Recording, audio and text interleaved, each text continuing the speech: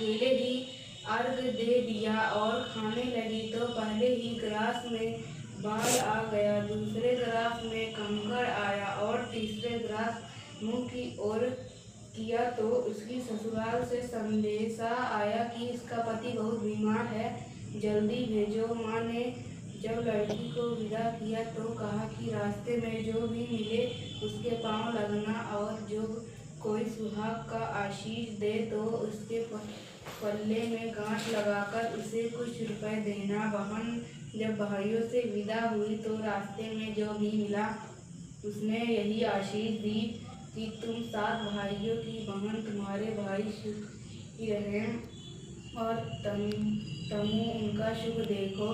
सुहाग का आशीष किसी ने भी नहीं दिया।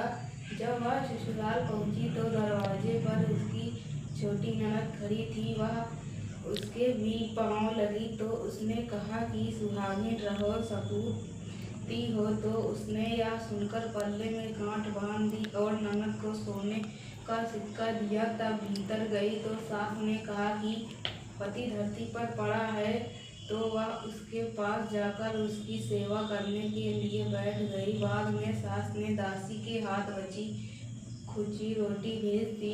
इस प्रकार से समय बीतते बीतते मृगशिर की चौथ आई तो चौथ माता बोली, करवा ले भाइयों की प्यारी करवा ले। लेकिन जब उसे चौथ माता नहीं दिखलाई दी तो वह बोली, हे माता, आपने मुझे उजाड़ा तो आप ही मेरा उद्धार करोगी, आपको मेरा सुहाग देना पड़ेगा। तब उस चौथ माता ने बताया कि पौष की चौथ आएगी, वह मेरे से बड़ी है, उसे ही सब कहना, वही तुम्हारा सुहाग वापस देगी। पौष की आकर चली गई, माघ की चली गई, फाल्गुन की चली गई, चैत्र वैशाख जेठ आषाढ़ और श्रवण भादो की सभी चौथ आई और यही कहकर चली गई कि आगे वाली को कहना।